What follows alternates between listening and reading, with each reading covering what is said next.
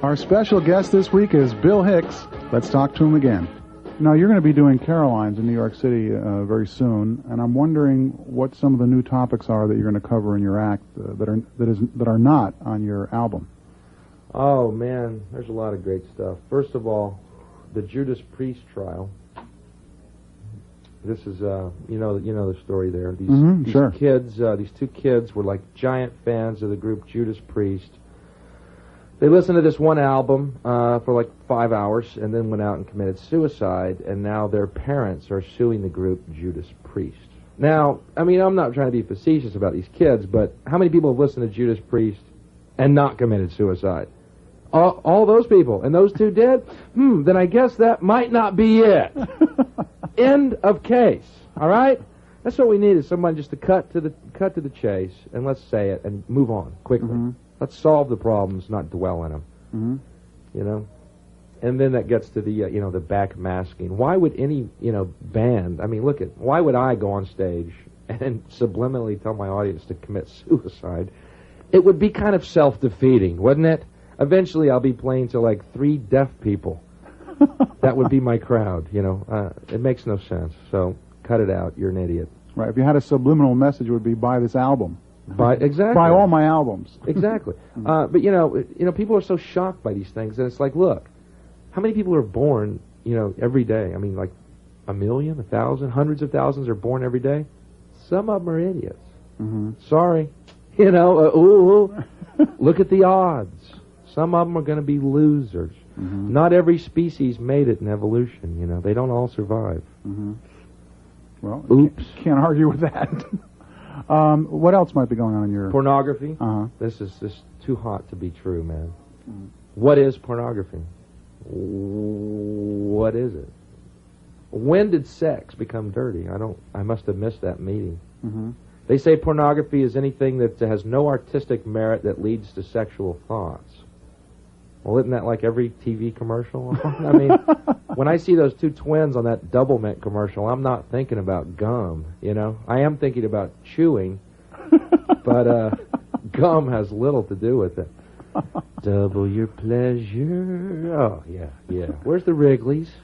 That's a good chew. Point. That does fall into the category of pornography by that definition. Mm-hmm. And another thing, quickly about commercials. This is just a personal thing I got to tell you. Diet Coke, and I don't care how many times they run that commercial, just for the taste of it. Uh-huh. Diet Coke sucks. Okay? Run the commercial a zillion times, it'll still suck. Mm-hmm. Case closed. I just wanted to say that. So you're going to be doing the Diet Coke comedy tour. I'm not into that. All these guys doing diet. I mean, just look at them sucking up that Diet Coke money, man. Is it abhorrent to you or what? It's like on the album. What real rock star would do that? Mm-hmm. It's Keith Moon for Snickers. Sometimes I'm doing a drum solo and I haven't eaten for like 3 weeks. The needle broke off in my arm. I eat a Snickers. Yeah, but we got the Rolling Stones doing it for what, Budweiser? It's pathetic. And what, even Sinatra... Was that Budweiser, the tour they did with the Stones? Right. Even Sinatra does beer commercials. Man, it's like there's nothing sacred. Well, they wave big checks in front of these people. Real big checks. Yeah, I know it. Well, they say it's only a minute of your time. 2 minutes. Right. Here's $500,000, babe. It's okay. I don't know. I guess I have this weird conscience. Conscience. Look it up in a pre-Reagan dictionary. So you're a big fan of the Ronald Reagan era. I love Ronald 6 letters, Wilson 6 letters, Reagan 6 letters. What a wacky coincidence, huh? And when he got out of office, he moved to 666 St. Cloud Road in Bel Air. The coincidences abound. What are the odds of that? That's right. He did move to. And did you hear that? That's incredible. They changed it to 668, and they said, "Why'd you change it from 666 to 668?" And Nancy Reagan goes, "Well, the beast has such negative connotations." Oh, does it? Satan? Negative? Well, talk me through that idea. Get real, man. These people. God. Yeah, you're getting me fired up. Dude. That's okay. Go for it, babe. Man, that's why we're here. Man, where's my crowd, man? We got a million people listening to you right now. They're beautiful, man. I know they're out there. And this, the flag burning thing. Mm-hmm.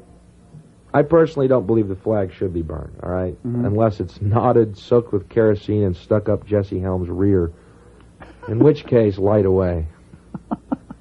But, you know, people are overreacting about it. You know what I mean? It's just a smokescreen, you know? And this Bush, family values. Family values. Well, what family? Whose family are you talking about? How about the family of man, George? You know what I mean? I mean, we're all in this together, kitty poos. That's right. Well, he's speaking to what he thinks is his constituency, and everybody else doesn't count. Right. Well, sorry. I think he's in for a rude awakening. Think we're getting political here? I hope not.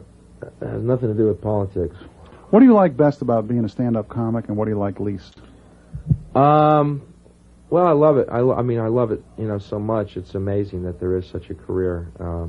I love it because I get to go out and, you know, on a good night, it's phenomenal when you feel that connection with people, and also when material comes to you. It's just a great rush for a guy who's a creativity nut, such as myself. Loves that moment.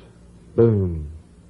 You lose all sense of time and space, and you realize our true nature is creative and loving humans. On the bad side, these waitresses are really bitchy. You know? It's like, come on, man, you slept with John Fox last week, and you won't even give me a look. Hey, what's the deal? I'm up there talking about salvation. Come on. No, I don't know. The bad side, there is no bad side to it. Okay, good. I'm glad to hear that. None. There's a man who loves his career, and for good reason. He's got a great one going.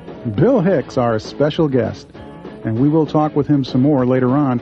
He's going to give us his opinion of Andrew Dice Clay.